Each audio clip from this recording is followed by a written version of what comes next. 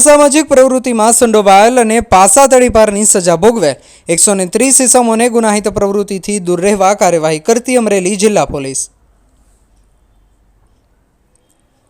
Police મહાનિર્દેશક અને મુખ્ય પોલીસ અધિકારી ગુજરાત રાજ્ય ગાંધીનગરનાઓ દ્વારા ગુજરાત રાજ્યમાં કાયદો અને વ્યવસ્થા જળવાઈ લોકોમાં સુરક્ષા અને સલામતી અનુભવાય તથા સ્થાનિક પોલીસ અને વહીવટી તંત્રના માધ્યમથી સામાજિક ગુંડા તત્વો વિરુદ્ધ પગલાં લેવા બાબતે હાલ ઝુંબેશ ચાલુ છે। જન્વયે ભાવનગર રેન્જ આઈજી ગૌતમ પરમાર નાઓ ભાવનગર રેન્જના જિલ્લામાં અસામાજિક પ્રવૃત્તિ કરતા એ સમૂહ વિરુદ્ધ પગલાં લેવા માર્ગદર્શન આપેલ હોય। જન્વયે અમરેલી પોલીસ અધિક્ષક સંજય ખરાતના અમરેલી જિલ્લાના પોલીસ સ્ટેશન વિસ્તારમાં દારૂ જુગાર શરીર સંબંધી મિલકત સંબંધી ગેરકાયદેસર માઇનિંગ તેમજ અન્ય વારંવાર ગુનાઓ કરતા ઇસમો કે જેઓ વિરુદ્ધ છેલ્લા 5 વર્ષમાં પાસા અને તડીપાર કાયદા હેઠળ પગલાં લેવાયા છે તેવા જિલ્લાના અલગ અલગ પોલીસ સ્ટેશન વિસ્તારમાં 130 લોકોની અમરેલી પોલીસ હેડક્વાર્ટર ખાતે મીટિંગનું આયોજન કરવામાં આવેલ, જેમાં લોકોને સમજ આપવામાં આવી હતી કે તેઓની ગુનાહિત પ્રવૃત્તિના લીધે અમરેલી જિલ્લાની કાયદો અને વ્યવસ્થાની પરિસ્થિતિને અસર થાય કે અશાંતિ ફેલાય તેવી કોઈપણ ગુનાહિત પ્રવૃત્તિ ધ્યાને આવીએ તો તેઓ વિરુદ્ધ હાલમાં ચાલુ ઝુંબેશ અન્વયે કડક કાર્યવાહી કરવામાં આવશે, જે બાબતે સૂચના આપવામાં આવી હતી। તેમજ હાજર રહેલા ઇસમો સાથે ભૂતકાળમાં બનેલ બનાવોમાં તેમના અનુભવો અંગે ચર્ચા પણ કરવામાં આવેલ। તેમજ આ લોકોએ ગુનાહિત પ્રવૃત્તિને લીધે પોતાના પરિવારને થયેલ નુકસાન અંગે સમજ આપવામાં આવી હતી અને ગુનાહિત પ્રવૃત્તિથી દૂર રહી સુધારો લાવવા બાબતે અમરેલી જિલ્લા પોલીસ દ્વારા સમજ આપવામાં આવી હતી।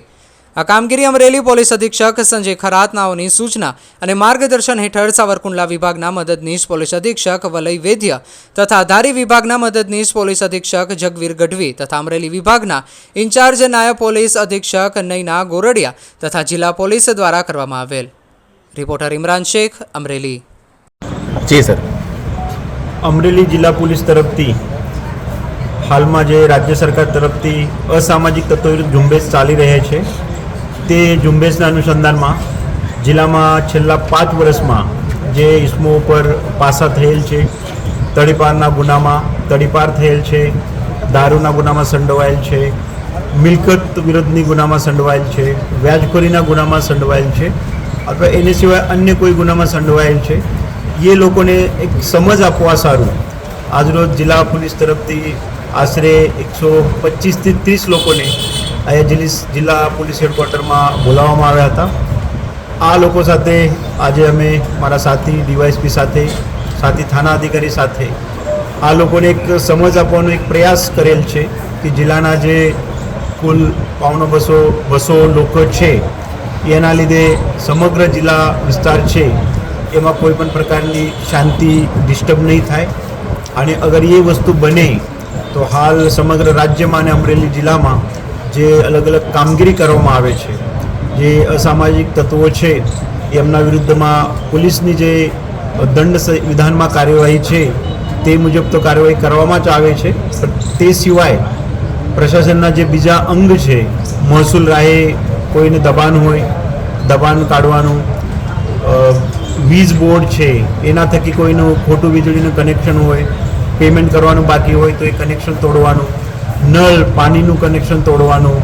ફોરેસ્ટ ખાતા હોય અથવા અન્ય કોઈ ખાતા હોય, વાહન વ્યવહાર વિભાગ હોય એના વાહનો હોય, એ વસ્તુમાં પણ એ બાબતે પણ જિલ્લા પોલીસ તરફથી એક સક્રિય કામગીરી કરવામાં આવશે, તે બાબતની આ લોકોને સમજ આપવામાં આવેલ છે। સાથે સાથે આ લોકો સાથે ચર્ચા કરતાં આ લોકોના ભૂતકાળના જે ગુના છે એ લોકોની ગુના પછીનું શું વર્તન રહ્યો, અમુક લોકો જે ભૂતકાળના ગુના છે ત્યારબાદ શું બોધ લીધો, કેવી રીતે સુધર્યા છે, હાલ શું પ્રવૃત્તિ કરી રહ્યા છે, બીજા એના સાથી મિત્રો શું કરી રહ્યા છે, તે બાબતમાં પણ અમે લોકોએ એના પાસેથી સમજાવી લીધું। સાથે સાથે અમુક લોકો સાથે ચર્ચા કરતાં એવું પણ જાણવા મળ્યું છે કે આવી પ્રવૃત્તિમાં એ પોતે એવું જણાવે છે કે કોઈ દિવસે ના પડાય, જેનાથી પૂરું એની પોતાનું જીવન અને પોતાનું કુટુંબ ફેમિલી જે છે એ ડિસ્ટર્બ થાય છે। તો જેથી કરીને આજે જિલ્લા પોલીસ તરફથી એક સારું એવું એક પહેલ કરવામાં આવેલ છે કે જેના થકી અમે તમામ ગુનેગારોને, ભૂતકાળના ગુનેગારોને જે આમાંથી સુધરેલ છે અથવા હાલ જે ક્રિયાશીલ છે એ લોકોને એક સમજ, સૂચના, વોર્નિંગ આપેલ છે કે ભાઈ આવી પ્રકારની પ્રવૃત્તિમાં તમે ભવિષ્યમાં રહેશો તો તે બાબતે તમારા વિરુદ્ધ હજી આગળ જઈને કડકમાં કડક પોલીસ તરફથી અને અન્ય ડિપાર્ટમેન્ટના સહયોગથી પગલાં ભરવામાં આવશે।